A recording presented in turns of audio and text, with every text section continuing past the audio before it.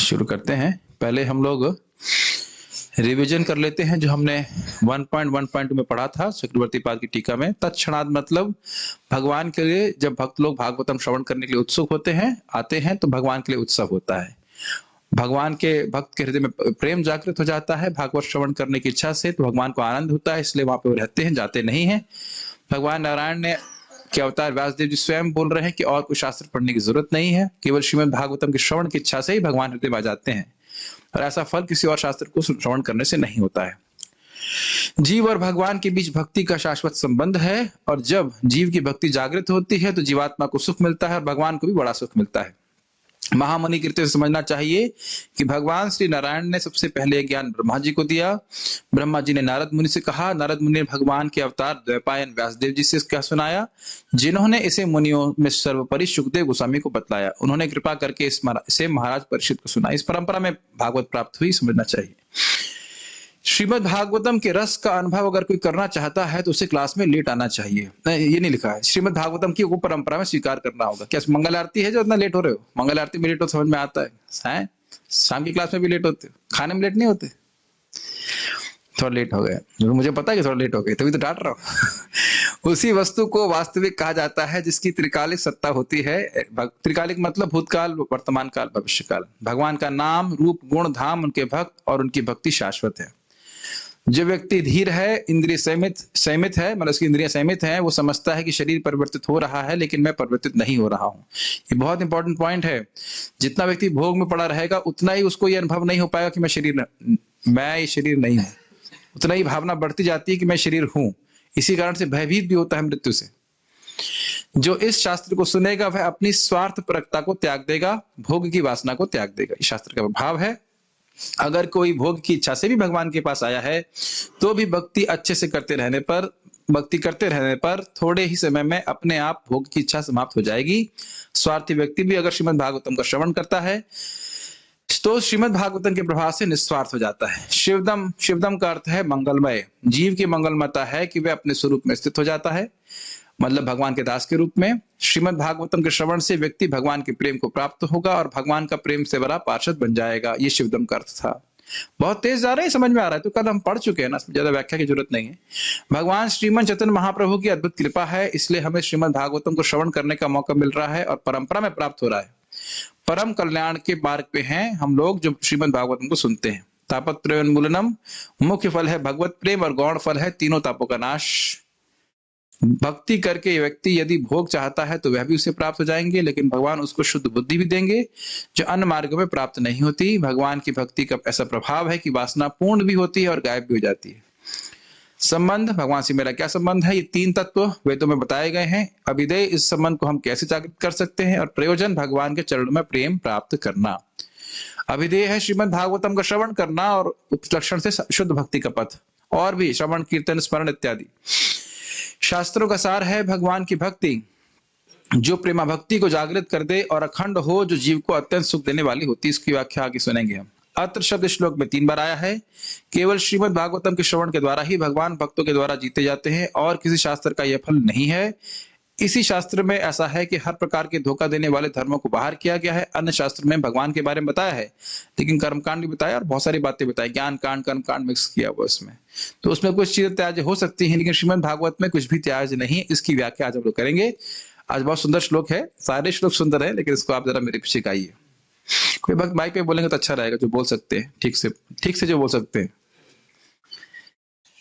निगम कल्पतरोर्गलितं फलम्, निगम कल्पतरोर्गलितं फलम्, सुखमुखात् अमृत द्रव संयुतम्, सुखमुखात् अमृत द्रव्य संयुतम्, पिबत भागवतम रसमालयम्, पिबत भागवतं रसमालयम्, मुहुरहो रसिका भुवि भावुकाः, मुहुरहो रसिका भुवि भावुकाः। निगम कल्पतरोर्गलितं फलम्, निगम कल्पतरोर्गलितं फलम्, सुखमुखात् अमृत द्रव संयुतम्, सुखमुखात् अमृत द्रव्य संयुतम्, पिबत भागवतम रसमालयम्, पिबत भागवतं रसमालयम्, रसमालयम् मुहुरहो रसिका भुवि भावुकाः मुहुरहो रसिका भुवि भावुकाः निगम कल्पतरोर्गलितं फलम् निगमकल्पतरोर्गलितं फलम् सुखमुखात् अमृत द्रव संयुतम् सुखमुखात् अमृतद्रव्य संयुतम् पिबत भागवतम रसमालयम् पिबत भागवतं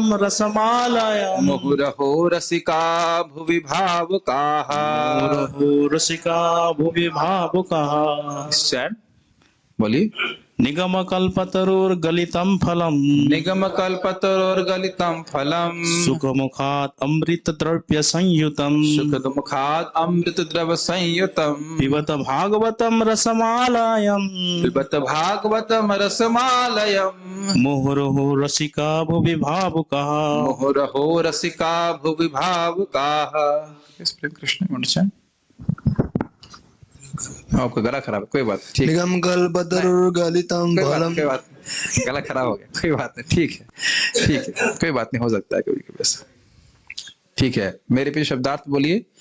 निगमा, माइक पे बोल सकते हैं। वैदिक साहित्य, वैदिक साहित्य कल्पतरोः कल्पतरोः कल्पतरुका कल्पतरुका गलितम गलितम पूर्णतः रूप से परिपक्व पूर्णतः रूप से परिपक्व फलम फलम फल फल सुख मुख शुका सुका श्रीमद् भागवतम के मूल वक्ता श्रीमद् भागवतम के मूल वक्ता श्रीला सुखदेव गोस्वामी के श्रील सुखदेव गोस्वामी के मुखात मुखात होठों से होठों से अमृत अमृता अमृत अमृत द्रव द्रव्य तरल अतएव सरलता से निगलने योग्य तरल अतएव सरलता से निकलने युक्त संयुतम संयोतम सभी प्रकार से पूर्ण सभी प्रकार की पूर्ण पिबत पान करो पान करो भागवतम भागवतम भगवान के साथ चिर संबंध के विज्ञान से युक्त ग्रंथ को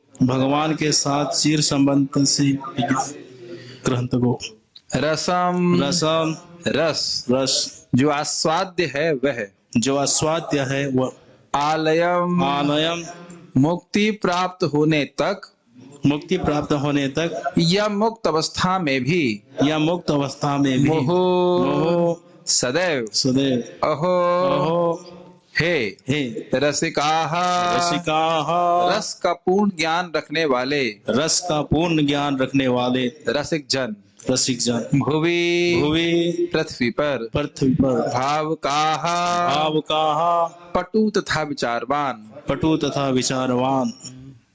शब्दों के अर्थ को देखते हैं। निगम कल्प तरोर गलितम फलम। निगम मतलब वेद, वेद रूपी कल्प तरु का मतलब वह पेड़ जो सारी इच्छाएं पूर्ण करने वाला है। निगम कल्प तरोर गलितम फलम, वेद रूपी कल्प वृक्ष का ये पका हुआ फल है। श्रीमद् भागवतम। पहली लाइन समझ में आ रही है। सुख मुखाद अमृत द्रव संयुतम। सुख मुखाद, सुखदेव गोस्वामी के मुख से यह निसृत हुआ है। निसृत मतलब प्रकट हुआ है, और ये अमृत द्रव से संयुक्त है। संयुक्त समझते हैं, साथ है इसमें। अमृत द्रव, द्रव तो समझ रहे हैं, द्रव मतलब लिक्विड। अमृत द्रव है, अमृत द्रव समझ रहे हैं। अमृत, अमृत समझते हैं, अमृत है समझते हैं, मतलब ये तो नहीं है, लेकिन अमृत का धारणा है कि अमृत पी करके व्यक्ति अमर हो जाता है, ये बहुत मीठा है, ऐसे करके दोनों ही अर्थ है इसमें। अमृत का अर्थ एक है कि अमृत पीने से व्यक्ति अमर हो जाता है। श्रीमद् भागवतम को श्रवण करने वाले व्यक्ति की मृत्यु नहीं होती। आयु धरती वह पुंसाम श्लोक आप देख सकते हैं। भगवान की वार्ता में लगने वाले व्यक्ति की आयु नहीं क्षीण होती, बाकी सबकी आयु क्षीण हो रही है। दूसरा, अमृत बहुत सुस्वादु होता है। दो अर्थ में आप समझ सकते हैं। अमृत का मतलब एक कि ये बहुत सुस्वादु है, बहुत अच्छा है, बहुत रसमय है, और साथ साथ यह जीव को अमृत प्रदान करने वाला है। इस अर्थ में समझना चाहिए। अमृत द्रव, और ये लिक्विड है, जैसे कोई चीज लिक्विड होती है, कुछ सॉलिड होती है, लेकिन अमृत द्रव है, ये रस है, अमृत रस के संग युक्त है। तो इसीलिए कह रहे हैं जब द्रव है, जब लिक्विड है, तो ये तो नहीं कहा जाएगा खाओ। ये बांग्ला तो है नहीं, कहेंगे व्हाट इज दैट, जल खावेन जल खावेन तो होगा नहीं, जल को खाओ, ऐसा तो बांग्ला में बोलते हैं। और खाने को क्या कहते हैं? खाने को भी बोलते हैं खाओ। हाँ, खाने को भी खाओ और जल को भी खाओ। वैसे एक उक्ति है, जल को खाना चाहिए और भोजन को पीना चाहिए, लेकिन यहाँ पे वो सब नहीं, सीधी सीधा अर्थ है पिबत, पियो इसको। पियो मतलब ये रस स्वरूप, इसमें चबाने की जरूरत नहीं है। भागवतम पिबत भागवतम रसम आलयम। देखिए किसको पियो? भागवत को पियो। क्या है ये रस है। देखिए पहली लाइन में बोल रहे हैं फल है, और तीसरी लाइन में बोल रहे हैं रस है। फल भी है और रस भी है। सामान्यतः हम क्या देखते हैं? फल में रस होता है, लेकिन ये कह रहे हैं फल भी है और ये रस भी है। क्या कह रहे हैं? रस भी है और फल भी है, फल भी है और रस भी है। एक उतनी बात बोल रहा हूं क्योंकि टीका में बात, जब ये बात याद रहेगी तो समझ में आएगा टीका में क्यों बोल रहे हैं श्रीधर स्वामी। ध्यान दीजिएगा, ये फल भी है और रस भी है। आलयम का अर्थ है मुक्ति पर्यंत, जब तक मुक्त ना हो जाओ तब तक इसको पियो, या मुक्ति के पर्यंत भी इसको पीते रहो। मुक्त लोग भी भागवत की उपेक्षा नहीं कर पाते। सुखदेव गोस्वामी स्वयं कहेंगे, हम टीका में पढ़ने वाले हैं आगे अन्य टीकाओं में, परिनिष्टोपि नैर्गुण्ये, मैं निर्गुण ब्रह्म में पूरी तरह से निष्ठ था, फिर भी भगवान हरि के गुणों से, हरि गुण आक्षिप्त मति, भगवान हरि के गुणों से वे आक्षिप्त, उनकी मति आक्षिप्त हो जाती है, मतलब खींच ली जाती है। ये भगवान हरि के ऐसे गुण हैं कि जो आत्मारामी पुरुष हैं, जिनका जगत में किसी भी जगह मन नहीं लगता, उनका मन भी भगवान में ही लगता है, अपने आप खिंच जाता है। तो आलय का अर्थ समझ रहे हैं? लय मतलब मोक्ष, और जब तक मोक्ष ना प्राप्त हो जाए, मुक्त ना हो जाए, जीव अपनी अविद्या से निवृत्त ना हो जाए, तब तक भागवत सुने, और उसके बाद भी श्रीमद् भागवतम को श्रवण करता रहेगा। कितना करना? तो कह रहे हैं मुहु, मुहु मतलब बार बार, बार बार करो। अहो, अहो तो आप समझ रहे हैं, संबोधन में इस्तेमाल कर रहे हैं। अहो अरे हे रसिका, रसिका अर्थ है जिन्होंने भगवान से अपने प्रेम को जागृत कर लिया है, क्योंकि वही श्रीमद् भागवतम के रस का आस्वादन करने के अधिकारी हैं। इसीलिए यहां बोल रहे हैं कि ये प्रयोजन तत्व है, प्रयोजन है भगवान का प्रेम। तो रस उसी व्यक्ति को प्राप्त होता है, वास्तविक रूप से भगवान का सुख उसी को प्राप्त है जिसने भगवान की भक्ति को, में प्रेम को प्राप्त कर लिया है। तो यहाँ कह रहे हैं कि आप लोग रसिक हैं, आप लोग मतलब भक्तजन रसिक हैं, भगवान के तत्व को समझते हैं, भगवान की भक्ति से युक्त हैं, इसीलिए भागवत के अधिकारी भक्ति ही हैं। तो हे भक्तों, आप इसको पीजिए, ये बोल रहे हैं। भुवि, भुवि का अर्थ है यही धरती पर रहो, धरती पर रहते हुए भी इस रसमय सुख का अनुभव आप कर सकते हो। भाव कहा, जिन्होंने भगवान के प्रति अपने भाव को जागृत कर लिया है। भावुक का अर्थ, भावुक जहां पे हिंदी में जैसे लिखते ना रहे तो बड़े भावुक है, ये बड़े इमोशनल है, यह नहीं अर्थ लेना होगा। आपको पता है ना प्रेम से पहले की स्थिति क्या है? भाव की। तो विभिन्न प्रकार के भावों को, जो दास से वात्सल्य इत्यादि जो रस हैं, जिन भक्तों ने इस प्रकार से उसको जागृत कर लिया, उनको बोल रहे हैं भावुक। फिर से रिपीट करूं, निगम अर्थात वेद रूपी कल्प वृक्ष का ये गलित फल है, गला हुआ परिपक्व फल है, जो सुखदेव गोस्वामी के मुख से निस्सृत हुआ, निस्सृत मतलब प्रकट हुआ है, और ये अमृत द्रव से संयुक्त है। इसलिए हे रसिकों, हे भावुकों, जिनका भगवान के प्रति प्रेम है, उनका भाव है, तुम आप लोग इस पृथ्वी पे पिबत भागवतम, इस भागवत को पीजिए, जो रसम, जो रसमय है, रसवत नहीं है, रस ही है। कब तक पिए? जब तक मुक्त नहीं हो जाते, मुक्ति के बाद ही पीते रहिए, यही परम साध्य है। कितना पिए? कह रहे मुहु, बार बार पीजिए इसको। अब इसी बात को याद रखिएगा, तभी आगे की और टीकाएं समझ में आएंगी। मुहु के भी और अन्य अर्थ दिए गए हैं, आले के भी और अर्थ दिए हैं, आपको बहुत सुख मिलेगा, लेकिन वो हम आगे की क्लास में सुनेंगे। मतलब आज हम सीधा स्वामी की टीका सुन रहे हैं, अर्थ समझ में आ गया होगा, अनुवाद पढ़ रहा हूं। हे विज्ञ एवं भावुक जनों, भावुक का अर्थ समझ रहे हैं आप लोग, जिन्होंने भगवान के प्रति अपने सच्चे भाव को जागृत कर लिया। भावुक का अर्थ यहाँ पे भौतिक रूप से भावुकता को नहीं लेना चाहिए, जैसे यहाँ पे लोग इमोशनल हो जाते हैं, वो बात नहीं की जा रही है। आवाज आ रही है उसके ऊपर? ठीक है। वैदिक साहित्य रूपी कल्प वृक्ष के इस पक्व फल श्रीमद् भागवतम को जरा चखो तो। यह श्री सुखदेव गोस्वामी के मुख से निस्सृत हुआ है। निस्सृत का मतलब समझ में आ रहा है? बाहर आया, प्रकट हुआ है। अतएव यह और भी अधिक रुचिकर हो गया है। यह क्यों है, इसको हम टीका में समझेंगे। सुखदेव गोस्वामी के मुख से प्रकट होने से श्रीमद् भागवतम और रसमय क्यों हुआ, उसको हम पढ़ने वाले। यद्यपि इसका अमृत रस मुक्त जीवों समेत समस्त जनों के लिए पहले से आस्वाद था। भावार्थ दीप का। थोड़ा संस्कृत बोलेंगे, संस्कृत बहुत इजी है, कठिन संस्कृत नहीं है वाली। इदानीं तु न केवलं सर्वशास्त्रेभ्यः श्रेष्ठत्वाद् अस्य श्रवणं विधीयते अपितु सर्वशास्त्र फल रूपम इदम अतः परम आदरेण सेव्यमित्याह निगमेति। कह रहे हैं कि अब ये कह रहे हैं कि ये मत सोचो कि केवल श्रीमद् भागवतम सभी शास्त्रों से सर्वश्रेष्ठ है इसलिए ही सुनने का विधान है। पिछले श्लोक में बोला गया था ना, कर्म कांड, ज्ञान कांड, उपासना कांड से भागवत सर्वश्रेष्ठ है। और तो कह रहे हैं कि यह मत सोचिए, श्रीधर स्वामी पाद कह रहे हैं कि यह मत सोचिए कि केवल अन्य शास्त्रों से श्रेष्ठ है इसलिए ही श्रवण का विधान है।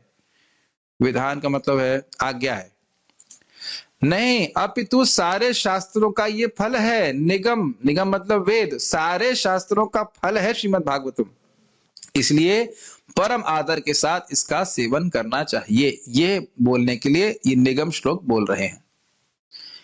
अनुवाद पढ़ूं या संस्कृत से हो जाएगा काम? पढ़ लूं अनुवाद? ठीक, अच्छा, आप भविष्य में सबका सोच के चलें, ठीक है, कोई बात नहीं। इस श्लोक में महर्षि व्यास बतलाते हैं कि इसके श्रवण का विधान केवल इसलिए नहीं किया जा रहा है कि यह सभी शास्त्रों में श्रेष्ठ है, अपितु इसलिए किया जा रहा है कि यह सभी शास्त्रों का फल है, अतः इसका सेवन अत्यंत आदर पूर्वक करना चाहिए। इसी बात को वे निगम श्लोक से बताते हैं। तो अब देख रहे हैं किस प्रकार से वो लिंक बना रहे हैं।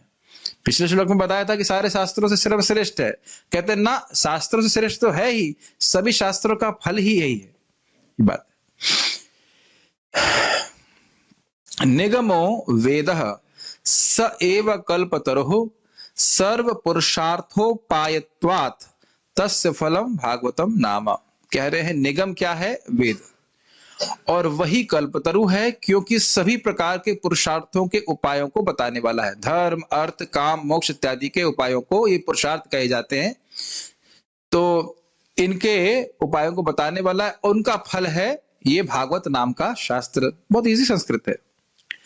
तत्तु वैकुंठगतम नारदेन आनीय मह्यम दत्तम, इसको वैकुंठ से नारद जी के द्वारा ला करके मुझे दिया गया। मुझे दिया गया मतलब व्यासदेव जी कह रहे मुझे दिया गया। मयाचा शुकस्य मुखे निहितम, मेरे द्वारा ये सुखदेव गोस्वामी के मुख में रख दिया गया। तच्च तन्मुखाद भुवि गलितम शस्य प्रशस्यादि रूप पल्लव परंपरया शनैर अखंडम एवावतीर्णम नत्तु उच्च निपाते न स्फुटितम इत्यर्थ। कह रहे और उनके मुख से, किसके मुख से? सुखदेव गोस्वामी के मुख से इस पृथ्वी पर गलितम पके हुए फल के रूप में प्रकट हुआ है शिष्य प्रशिष्य आदि रूप, यानी कि उनके शिष्य, सुखदेव गोस्वामी के शिष्य हुए सूत गोस्वामी पाद, सूत गोस्वामी के शिष्य हुए और जो शिष्य हुए उसके द्वारा यह श्रीमद् भागवतम परंपरा में पृथ्वी में प्राप्त हुआ है। तो समझ लेना चाहिए कि ये शनय शनय धीरे धीरे करके अखंड रूप में ही अवतरित हुआ है।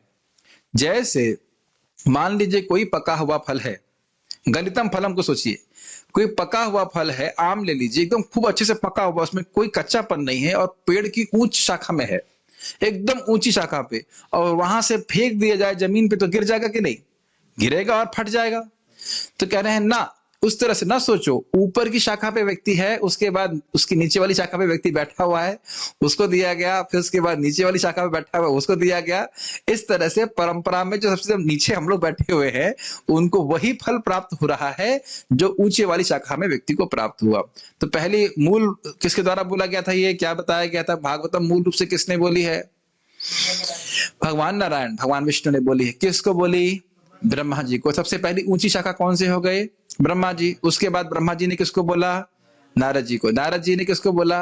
व्यासदेव। व्यासदेव ने सुखदेव गोस्वामी। तो इस तरह से शिष्य प्रशिष्य परंपरा में एक दूसरे को हैंडओवर करते हुए ये फल प्राप्त हुआ है। तो गलित फल को यह मत सोच लीजिएगा कि ऊपर से गिरा तो फट गया। अब यह है न तो उच्च निपाते न स्फुटितम, ऊपर से नीचे गिर गया हो ऐसा नहीं सोचना चाहिए। ऊपर से गिर करके स्फुटित फट गया है ऐसा नहीं सोचना चाहिए, इंटैक्ट रखा गया है।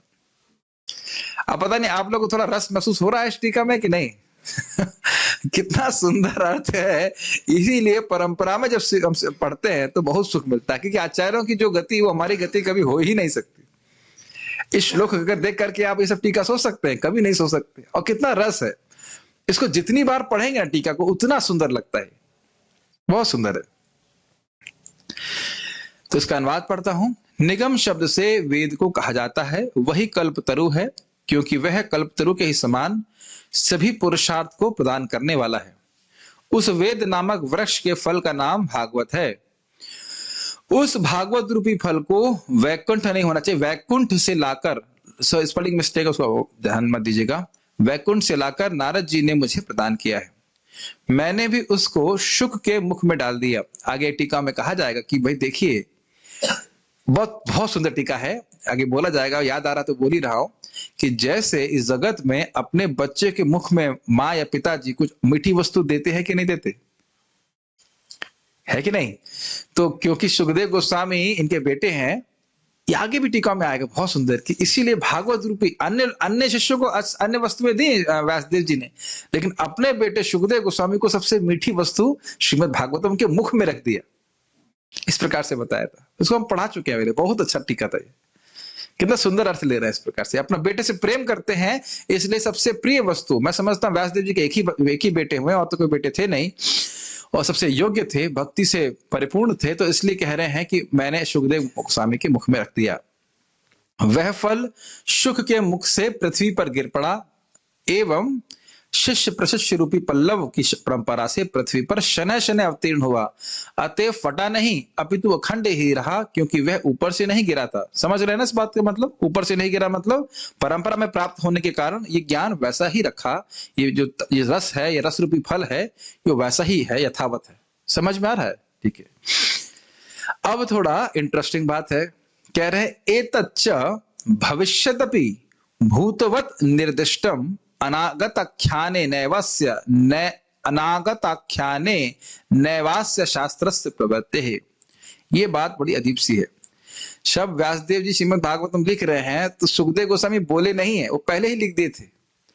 तो अब जो चीज भविष्य में होने वाली है उसको ऐसे बोल रहे हैं कि जो अनागत, जो भविष्य में होने वाली है उसको बोल रहे हैं ऐसे जैसे कि वो हो चुकी हो।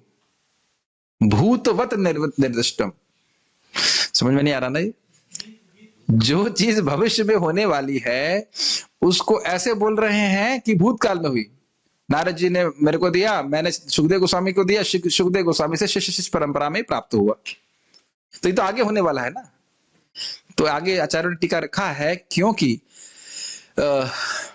व्यासदेव जी त्रिकालज्ञ हैं, तो इसलिए इस प्रकार से वो बोल रहे हैं।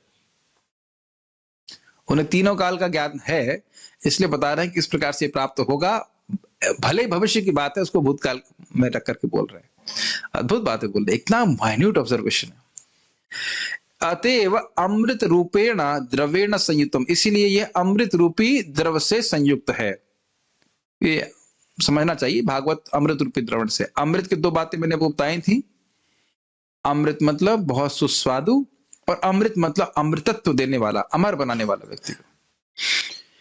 लोके ही शुकम सुख मुख स्पृष्टम फलम अमृतमेव स्वादु भवति इति प्रसिद्धम, अत्र शुको मनिहि अमृतम परमानंद स एव द्रवो रस। तो कह रहे हैं कि लोक में ये बात प्रसिद्ध है, लोके ही समान जनता में बात प्रसिद्ध है कि तोते के मुख से कोई फल अगर स्पृष्ट हो जाता है, खा लिया जाता है, तो फलम अमृतमेव, यानी कि बहुत सुस्वादु हो जाता है।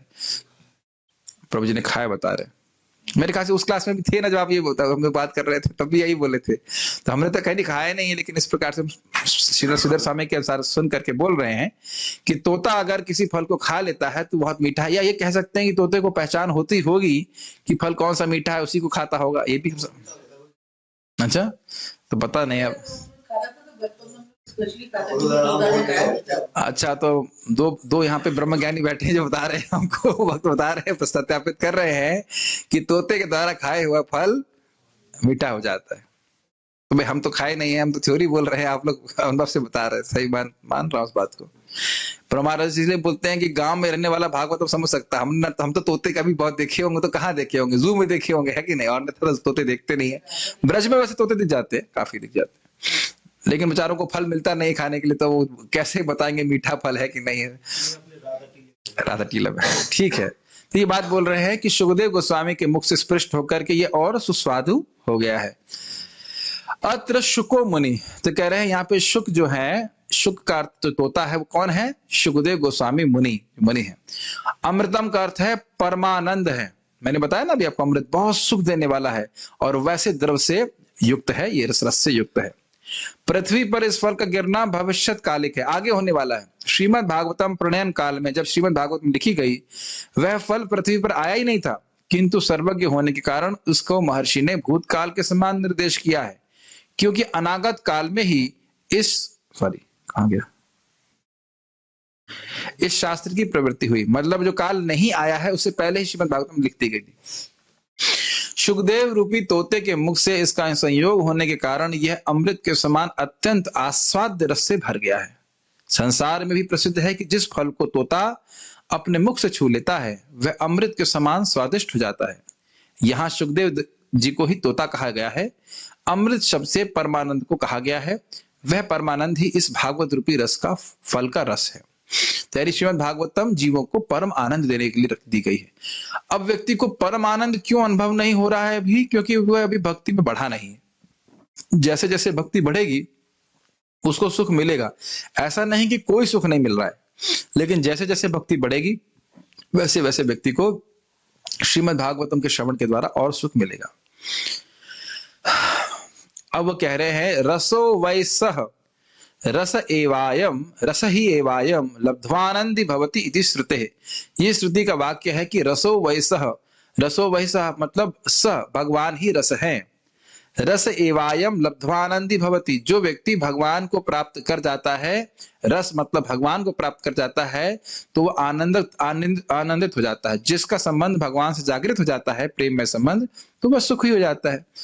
तो कह रहे अतो हे रसिका रसज्ञा तत्रापि भाव का हे रस विशेष भावना चतुरः।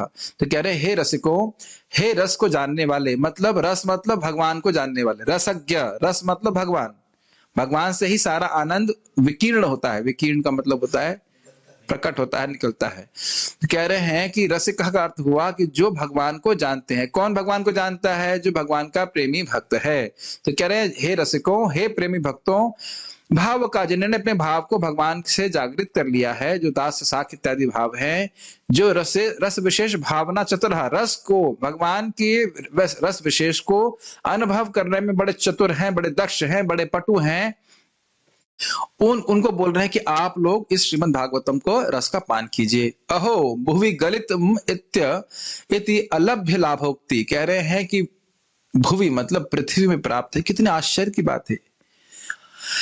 कह रहे हैं भुवि शब्द से कहना चाहिए कि कहीं और जाने की जरूरत नहीं, स्वर्ग में भी ये भागवत प्राप्त नहीं है। अहो भुवि गलितम, इस पृथ्वी में पक करके ये श्रीमद् भागवतम प्राप्त है।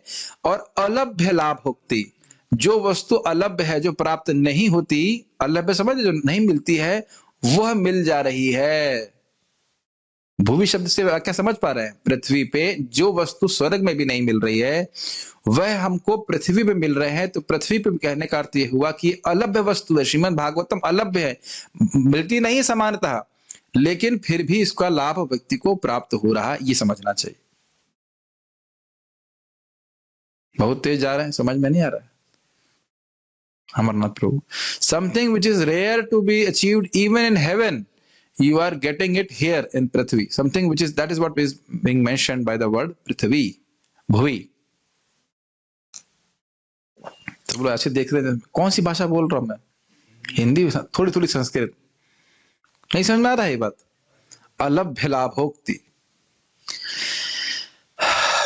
कितना बड़ा भाग्य है यार। मैं कई बार प्रैक्टिकली हर दिन ही सोचता हूं कितना बड़ा भाग्य है कि हम लोग को श्रीमद् भागवतम श्रवण करने का मौका मिल रहा है। इस पे आगे भूल ना जाऊं, उससे पहले बोल रहा हूं, रसज्ञा शब्द बहुवचन में है। तो गिरधर लाल जी कहते हैं संबंध में कि भाई ये अकेले अकेले आस्वादनीय नहीं है वस्तु, समझ रहे हैं? रसज्ञा शब्द बहुवचन में है तो कहने का अर्थ ये है कि एकाकी होकर के भागवतम का आस्वादन नहीं होता है। भक्तों के संग में जब आकर श्रवण कीर्तन होता है तभी इसका सुख मिलता है। जैसे कि हम देख रहे हैं परीक्षित महाराज हैं और सुखदेव गोस्वामी। और एक और अर्थ लेते हैं कहते यह नहीं सोचना चाहिए कि अगर बहुत लोग इकट्ठे हो जाएंगे तो रस कम हो जाएगा। ये ना बहुत कितना सुंदर सुंदर अर्थ देते हैं, बड़ा मन प्रसन्न हो जाता है। भाई है ना, एक फल है तो उसे 2 भाग में दिया तो कम हो जाएगा। जैसे हमने देखा कि पता नहीं यहाँ पे उपस्थित कौन से विशेष भक्त ने ऐसा किया, लेकिन लगता है वो रस विशेष भावन चतुर है। हमारे रूम में अलमारी के अंदर कुछ फल रखे थे आंवला के, मीठे वाले। तो कल मैंने भक्त को बोला कुछ मीठा है, हमने कहा देखो उसमें रखे होंगे 8-10 पैकेट, लेकिन उसमें से 2 ही पैकेट बचे। तो हम समझ गए कि कोई विशेष रस का आस्वादन करने वाले भक्त हमारे आश्रम में है जो मेरे रूम से लेके चले गए। कोई बात नहीं, नो प्रॉब्लम। लेकिन ऐसा रस क्या भागवत है ना, भागवत में सरस नहीं। वैसे इसमें मुझे गर्व होता है, पैसा कितना ही रख दीजिए आश्रम में चोरी नहीं होगा, और प्रसादम कहीं भी रख दी चोरी नहीं होगा, ऐसा हो नहीं सकता है। ठीक है, तो भक्त तो खाली प्रसाद के प्रति आकर्षित है, धन मन के पीछे कुछ नहीं आकर्षित। तो खैर हम बात कर रहे थे कि ये रस ऐसा नहीं है कि बहुत भक्त इकट्ठे हो गए तो भागवत में जो है रस कमी हो जाएगी, ऐसा कुछ नहीं है। अब इदम भागवतम नामा फलम मुहु पिबत, इस भागवत नाम के फल को बार बार पियो।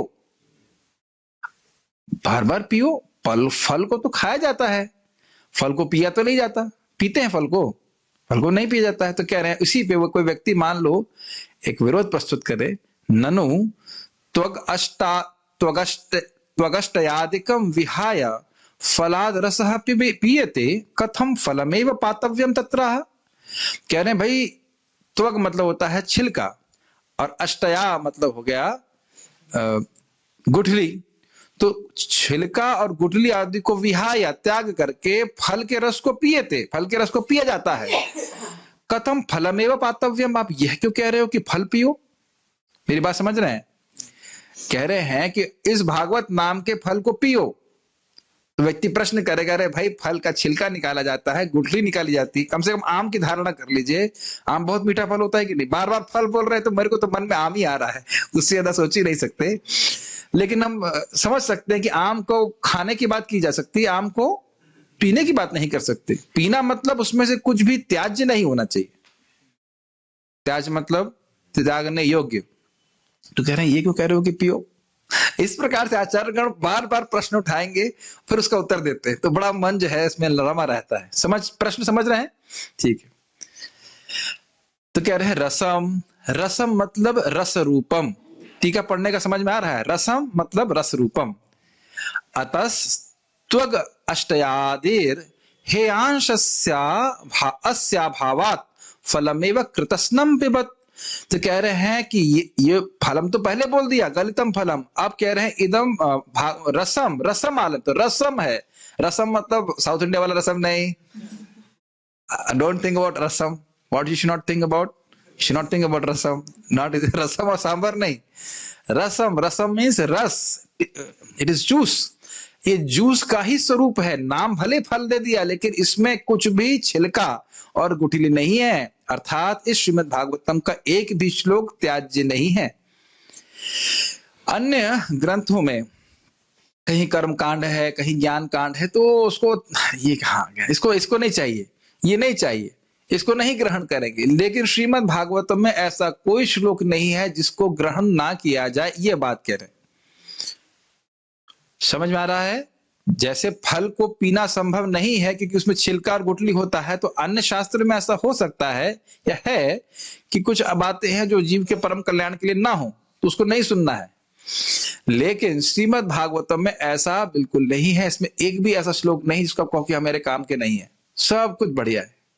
ठीक है, तो इसलिए कह रहे हैं कि इसमें त्वग यानी छिलका और अष्टय मतलब हो गया जो गुठली इत्यादि है, उसका नितांत अभाव है। उसमें कुछ है ही नहीं, त्याज्य बात नहीं है। कुछ आवाज नहीं आ रही क्या? हाँ, क्वेश्चन अभी नहीं, क्वेश्चन लास्ट में लिख लीजिए, क्वेश्चन बाद में पूछ लेंगे। पूरा टीका खत्म करके क्वेश्चन पूछिए। ठीक है, तो उसका अनुवाद को पढ़ रहे हैं। श्रुति भी कहती है कि परब्रह्म रस के समान परमानंद स्वरूप है। रसैवायम लब्धवानंदी भवति। उस रस, परब्रह्म मतलब भगवान कृष्ण, उस रस स्वरूप परब्रह्म को प्राप्त करके जीव आनंद युक्त हो जाता है। उनको भगवान कृष्ण को प्राप्त करने का मतलब है कृष्ण का प्रेम प्राप्त करना। अतएव हे रसिका, अर्थात रस विशेष के ज्ञाता रस के पुरुषों, यह पृथ्वी में गिरा हुआ भागवत रूपी फल अलभ्य लाभ है। अलभ्य लाभ समझ में आ रहा है, जो समान रूप से प्राप्त नहीं होता वो प्राप्त हो रहा है। अतएव इस भागवत नामक फल का आप लोग बारंबार पान करें। यदि कहा जाए कि छिलका तथा गुठली इत्यादि को हटाकर ही फल के रस का पान किया जाता है, फल का पान कैसे किया जा सकता है? इसलिए व्यास जी ने कहा रसम, अर्थात यह फल रस रूप है, रस स्वरूप है, इसमें छिलका तथा गुठली का अभाव है, अतएव संपूर्ण फल को ही पीजिए। इसमें मतलब भागवतम में ऐसा कोई श्लोक नहीं जिसको आप त्याग दें। ठीक है, आगे पढ़ रहे हैं। ये थोड़ा सा कठिन होगा लेकिन इजी बात है। अत्र च रसतदात्म विविक्षया रसवत्वस्या विविक्षतत्वाद गुणे वचनेपि रस शब्दे मतुपः प्राप्त्य भावत्तेन विनैव रसम फलमिति समानाधिकरणम। इसको क्या कहना चाहते हैं? कहते हैं भाई देखो, इनने बताया कि रस से इसका तादात्म्य है। ये जो श्रीमद् भागवतम है ये बिल्कुल रस ही है, और इसमें कह रहे हैं रसवत नहीं कहा जा रहा है, रस जैसा है ये नहीं कहा जा रहा है, रस ही है ये कहा जा रहा है, और रस जैसा है ये नहीं कहा जा रहा है। इसमें वत शब्द नहीं आ रहा है। वत इसका सफिक्स कहते हैं, प्रत्यय, यस, प्रत्यय का अभाव है इसमें, रसवत नहीं है। जैसे ये व्यक्ति सिंह के समान शूरवीर है, तो समान बोला जा रहा है, सिंहवत बोला जा रहा है, तो सिंह नहीं है वो, लेकिन कहे ये सिंह ही है, तो ये अलग बात हो गई ना। तो यहां कह रहे हैं कि यहां पे रस बोला जा रहा है। पिबत भागवतम रसम, पिबत भागवत रसमत नहीं बोल रहे, रसवत समझ रहे हैं, रसवत मतलब रस जैसा, वो नहीं बोल रहे, कह रहे रस ही है, रस ही है। तो इसलिए इसको समझना चाहिए, ये बात बोल रहे हैं। तो क्या बोल रहे थे, आगे हम पढ़ते हैं। तत्र फलम इत्युक्ते पान असंभवो हेयांश प्रसक्तिश्च भवेद इति तन्निवृत्त्यर्थम रसम इत्युक्तम रसम इत्युक्तेपि गलितस्य रसस्य पातुम अशक्यत्वात् फलमिति द्रष्टव्यम। तो कह रहे भाई आपने कहा पहले फल, तो फल को तो पिया नहीं जा सकता, इसलिए इस बात को बोल रहे हैं, इस वाली बात को, फल को तो पिया नहीं जा सकता है। तो कहते हैं उसमें हे अंश होता ही है, हे मतलब त्याज अंश होता ही है। तो कह रहे हैं ना, उस बात की निवृत्ति करने के लिए कह रहे हैं कि रसम इति उक्तम, इसीलिए इसको रस ही कहा जा रहा है। ये बात है, यही बोल रहे ना, रस से तादात्म्य बोला जा रहा है, और ये नहीं कह रहे कि रसवत है, रस जैसा है, रस ही है, फल भी है और रस भी है, रस ही है और फल ही है, ये भी फल भी है। अब कोई कहे कि अरे अगर आपने कहा रसम इत्युक्ते अपि, अगर आपने कहा कि भाई ये रस ही है, तो फिर एक दिक्कत हो जाएगी कि अगर पक करके रस नीचे गिरा, टपका, तो फिर से खाएंगे कैसे? अरे मान लो कोई हनी है, हनी ऊपर से झरने लग जाए, जमीन पे गिर जाएगी, आपने कहा पृथ्वी पे गिरी है, तो फिर भी नहीं खा पाएंगे उसको, इसलिए कह रहे हैं फलो। समझ आ रहा है? मतलब कितना सुंदर टीका लिखी है, कह रहे हैं कि भाई फल है तो आप खा सकते हो, उसे ग्रहण कर सकते हो, और रस है मतलब इसे पी सकते हो, तो दोनों ही गुण इसमें है, ये सब कहना चाहते हैं।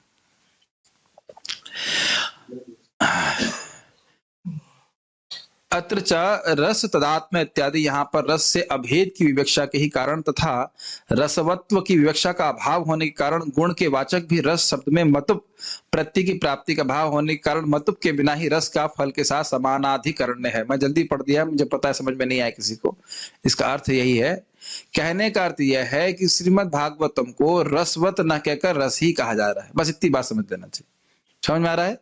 ये रसवत नहीं है, रस जैसा नहीं है, रस ही है, इसलिए इसको पीना पूरी तरह से संभव है, ये बात बोले। यदि फल शब्द का ही प्रयोग होता तो इसका पान करना संभव नहीं होता, फल को पिया नहीं जा सकता, तथा त्याजांश की भी चर्चा होती। त्याजांश मतलब छिलका गुठली आदि भी बात होती, उसकी निवृत्ति के लिए रस शब्द का प्रयोग किया गया है। ये समझ में आ गया?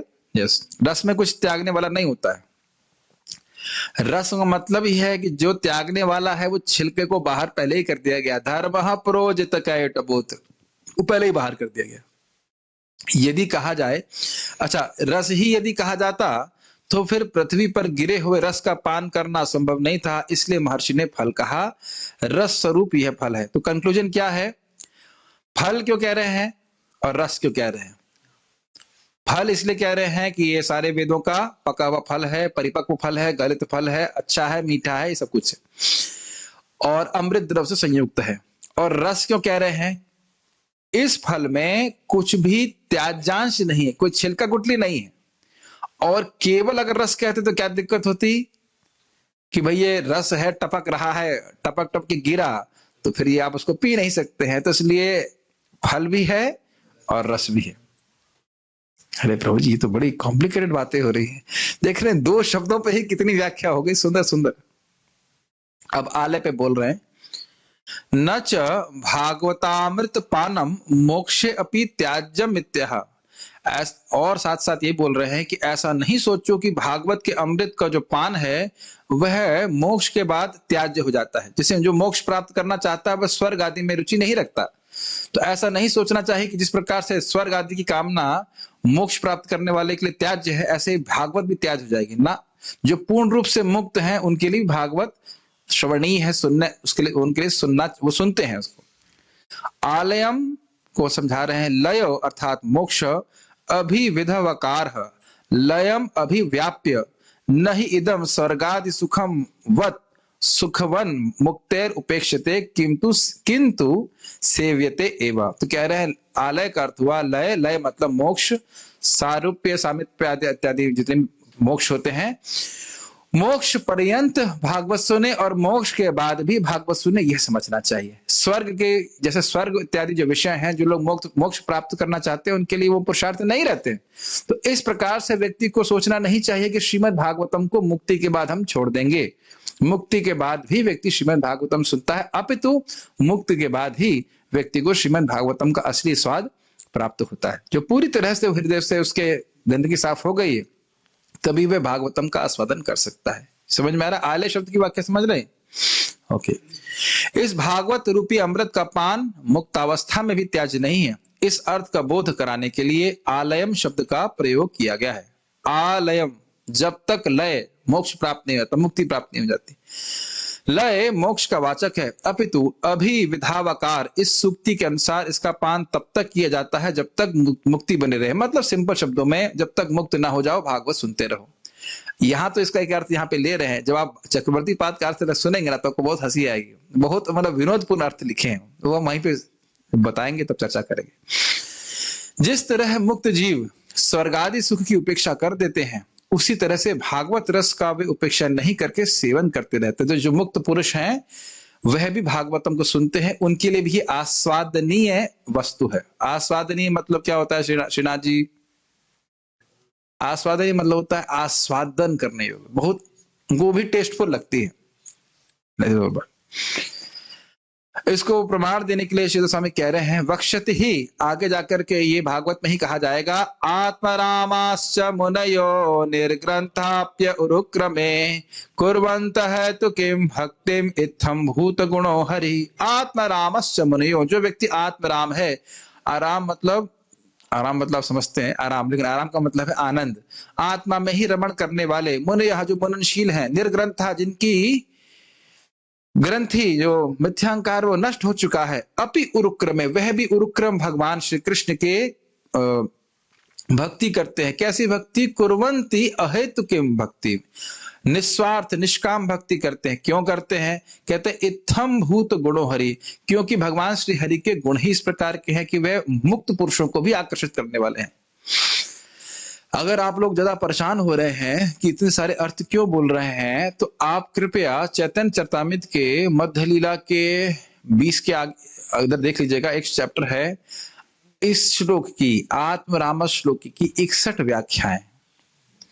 तब आप हमें कोई नहीं बोलेगा कि इतने अर्थ क्यों चर्चा कर रहे हैं। 61, और प्रभुपाद जी वहां पे इसको पूरा अनुवाद किए। 61 व्याख्याएं, इतनी गंभीर है श्रीमद् भागवतम। मुझे इसलिए श्लोक पे याद आ रहा है, एक बार आईआईटी में हम लोग थे, मैं पहले भी बोल चुका हूँ, हमारे सर बोले तुम लोगों को ब्रेकफास्ट नहीं मिलेगा जब तक ये श्लोक याद नहीं कर लेते हो। तो सब लोग जुटे रहे, यहाँ तक कि जो माता जी उनकी पत्नी खाना बना रही थी, उनको लिए भी कंडीशन थी कि तुम भी नहीं खा सकती जब तक तुम्हें श्लोक याद ना हो।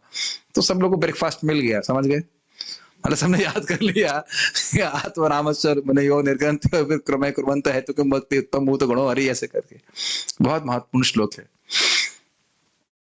उस वक्त समझ में भी नहीं आ रहा था कि ऐसा क्या है कि जिसको इतना याद करने की जरूरत है कि ब्रेकफास्ट जैसी महत्वपूर्ण वस्तु भी इसके बाजी पे लग गई है, लेकिन अभी समझ में आता है थोड़ा थोड़ा। महर्षि व्यास आगे चलकर स्वयं कहेंगे, समझ में आ रहा है श्लोक क्यों कोट कर रहे हैं? ये दिखा रहे हैं कि जो मुक्त पुरुष हैं वह भी भगवान के गुणों की उपेक्षा नहीं कर सकते। भगवान के गुण ऐसे ही हैं जो व्यक्ति को मुक्त अवस्था में भी, जो व्यक्ति उसको भी आकर्षित करते हैं। जो व्यक्ति इस जगत की किसी वस्तु से आकर्षित नहीं होता वह भी भगवान के गुणों से आकर्षित होता है, ये बात कह रहे हैं।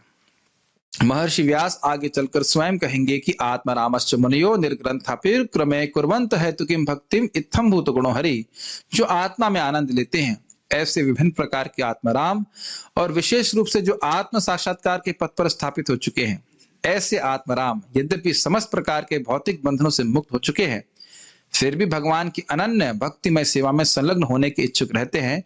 इसका अर्थ यह हुआ कि भगवान में दिव्य गुण हैं, अतः वे मुक्त आत्माओं सहित प्रत्येक व्यक्ति को आकृष्ट कर सकते हैं। ये आपने भगवत गीता में भी सुना है, ब्रह्मभूत प्रसन्नात्मा न शोचति न कांक्षति समः सर्वेषु भूतेषु मद भक्तिम लभते पराम। जो व्यक्ति ब्रह्मभूत अवस्था में है, इस जगत में किसी भी वस्तु के प्रति आसक्त नहीं, सभी के प्रति संभाव है, वह भी भगवान की पराभक्ति को प्राप्त करता है। वह पराभक्ति उन ब्रह्मभूत अवस्था को प्राप्त व्यक्तियों को भी आकर्षित करने वाली है। मुझे ऐसा लग रहा है मेरी स्पीड बहुत तेज है, ऐसा है क्या? ये समझ में आ रहा है? ठीक है, इसको पढ़ लेंगे एक बार तो फिर और समझ में आ जाएगा। अभी मैं देख लेता हूँ बक्सी भक्त कोई प्रश्न है क्या? बताइए कौन सी?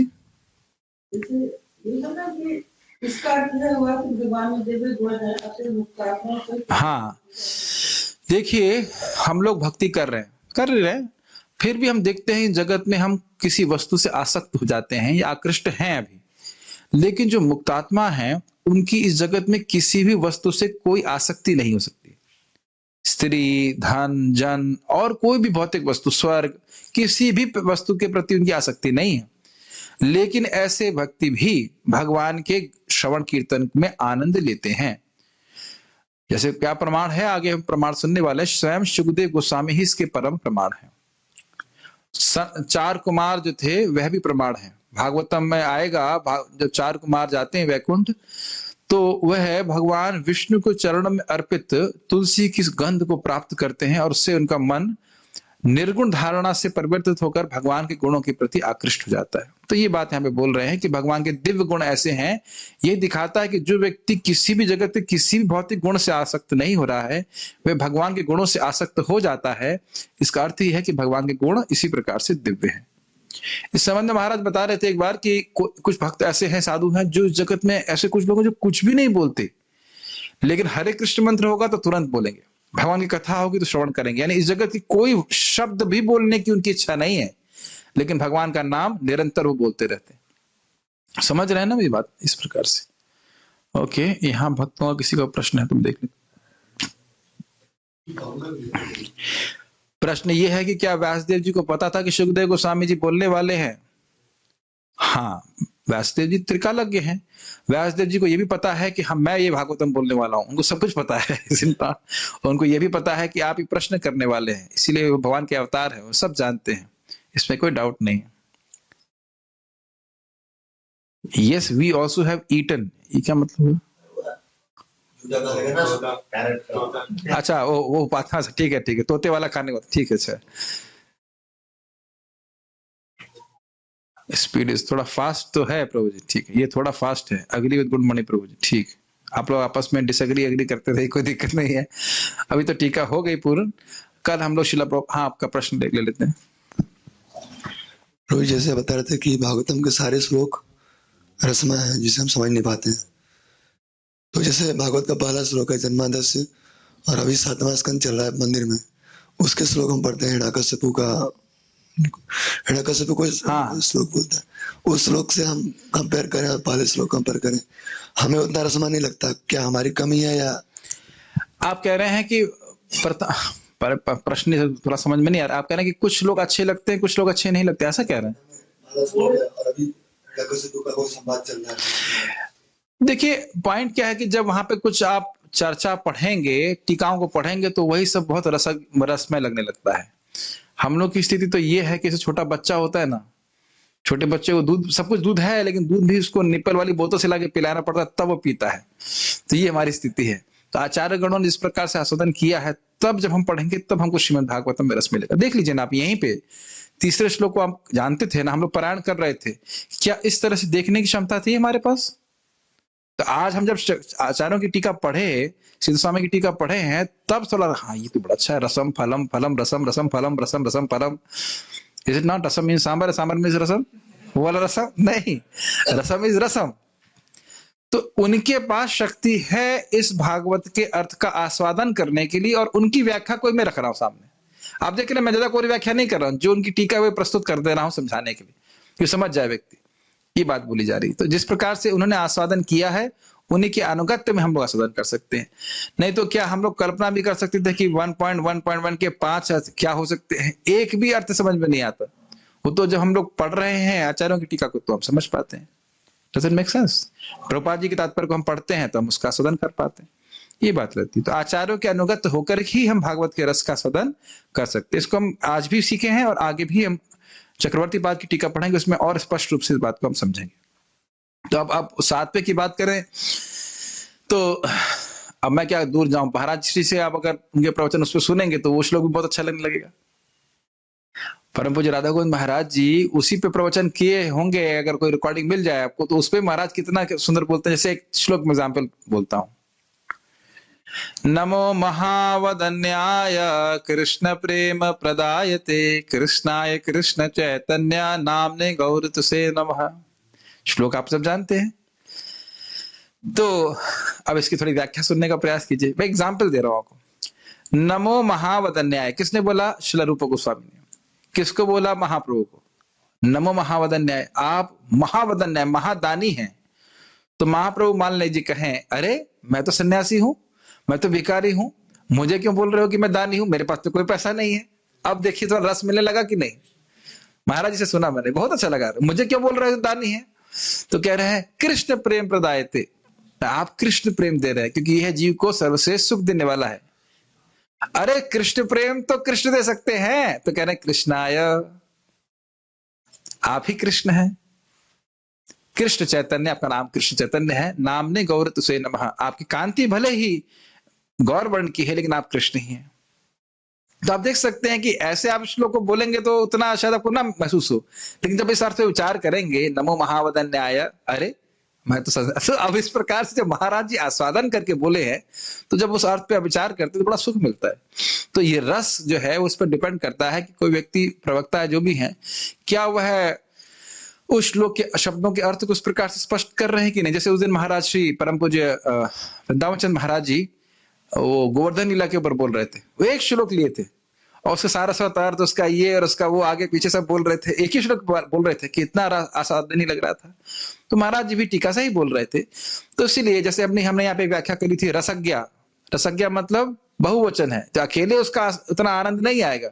जब सब भक्त बैठ करके कृष्ण कथा करते हैं तो अधिक आनंद आता है। तो क्या इससे कुछ श्रवण करने से रस नहीं मिल रहा है आपको? तो वो डिपेंड करता है कि जो बात आचार्यगण बोल रहे हैं वो एकदम अक्षरश सत्य है, 100% सत्य है कि भागवत का हर श्लोक रसमय है। लेकिन अब वो वक्ता की ऊपर है कि वह अगर पूर्ववर्ती आचार्यों की बातों को रख करके सामने बोलता है तो बिल्कुल अच्छा लगता है। मैं इतना ही मेरी अंडरस्टैंडिंग और अनुभव है। जिस व्यक्ति को नहीं पता है वो खुद नहीं समझ पा रहा है तो फिर नहीं समझा पाता, अन्यथा बहुत रस में लगता है। मेरा यही प्रश्न का, आपके प्रश्न का उत्तर यही होगा। जो व्यक्ति स्वयं रस अनुभव कर पा रहा है वही दूसरों को रस अनुभव करवा सकता है, ये सीधी बात है। तो आचार्यगण रस अनुभव किए हैं, उनको पढ़ते हैं, समझते हैं, तो हमें रस का अनुभव होता है। और ये भी ध्यान देना होगा, इनके शब्द निर्गुण है। इनके शब्द जो हैं वो निर्गुण हैं, जो इन्हें टीकाएं लिखी हैं। प्रभुपाद जी के शब्द निर्गुण हैं, तो इसलिए पढ़ते हैं तो हमें रस मिलता है। श्रील प्रभुपाद जी से पूछा गया कि हरि नाम में रुचि होगी कैसे मालूम चले? कहते हैं, बोले थे कि भाई मुझे तो ना बोला जा रहा है कि 1 बजे उठो और भागवतम पे टीका लिखो, लेकिन मैं लिखे बिना रह नहीं सकता, इतना मुझे आसक्ति है श्रीमद् भागवतम से, प्रभुपाद जी बोल रहे थे। इसीलिए लोग मेरे तात्पर्य को पढ़ करके प्रसन्न होते हैं, उन्हें ज्ञान प्राप्त होता है, उन्हें अच्छा लगता है। जो लोग नियमित रूप से श्रीमद् प्रभुपाद जी के तात्पर्य को पढ़ते हैं वो they can feel a special taste in reading Srila Prabhupada books, वो उसको जो पढ़ता है वही समझ सकता है इस बात को, क्योंकि प्रभुपाद जी शुद्ध भक्त हैं, इसलिए उनके तो तात्पर्य है वो इसलिए रुचिमय लगते हैं, और पूर्ववर्ती आचार्यों के अनुसार तो है ही इस प्रकार से। ठीक है, पता नहीं आपके प्रश्न का उत्तर हुआ कि नहीं, but it is the fact is that कि जो व्यक्ति जितना उसको आस्वादन कर सकता है उतना वो दूसरे को आस्वादन करा सकता है। अरे प्रभुपाद जी के तात्पर्य को हम पढ़ेंगे, उसमें भी देखिए कितनी सारी बातें होंगी, कितनी सारी बातें हमें शिक्षा के लिए मिलती हैं, है कि नहीं। अब वो अलग बात है कि व्यक्ति की देखने की क्षमता है या नहीं देखने की क्षमता है।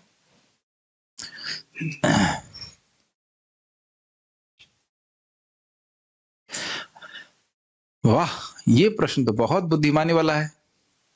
कृष्ण से भजे इससे बड़ा चतुर।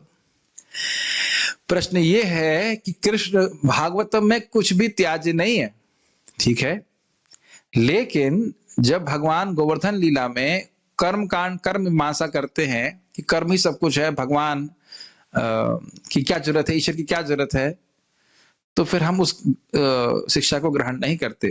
तो आप लोग जानते हैं इसका उत्तर क्या है। भगवान वहां केवल मन्यु इंद्र को गुस्सा दिलाने के लिए वो बात बोल रहे हैं, समझना होगा इस बात को।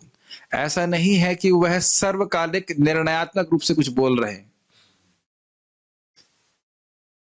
ईश्वर अगर भगवान की बात मान ली जाए कि ईश्वर की कोई जरूरत नहीं है, तो आप किसकी बात मानेंगे? ईश्वर की। और ईश्वर क्या कह रहा है? ईश्वर नहीं है, तो किसकी बात मानेंगे? तो आप समझ सकते हैं कि कोई लॉजिक नहीं है। ईश्वर कह रहा है ईश्वर नहीं है, तो किसकी बात मानेंगे आप? ईश्वर की बात माने। तो ईश्वर तो है नहीं, तो फिर क्यों बात मानेंगे? तो इसलिए ये हाँ, बुद्ध अवतार की तरह भगवान ने एक खाली इंद्र को गुस्सा दिलाने के लिए बात बोली थी कि ना ईश्वर की कोई जरूरत नहीं, अच्छे कर्म करोगे अपने आप फल प्राप्त होगा। नहीं, कर्म से फल नहीं मिलता है, केवल कर्म का फल देने कर्म अपने आप में जड़ है, उसका निर्धारण करने वाले ईश्वर है। कर्मणा दैव नैत्रेण, दैव रहता है, भगवान रहते हैं। तो इसलिए वो तो केवल एक लीला के लिए भगवान इस प्रकार से बोला था। ठीक है, तो यहाँ रुकते हैं। आप लोगों की प्रसन्नता के लिए हम यहाँ क्लास को रोक रहे हैं। अभी हम लोग पारायण करेंगे।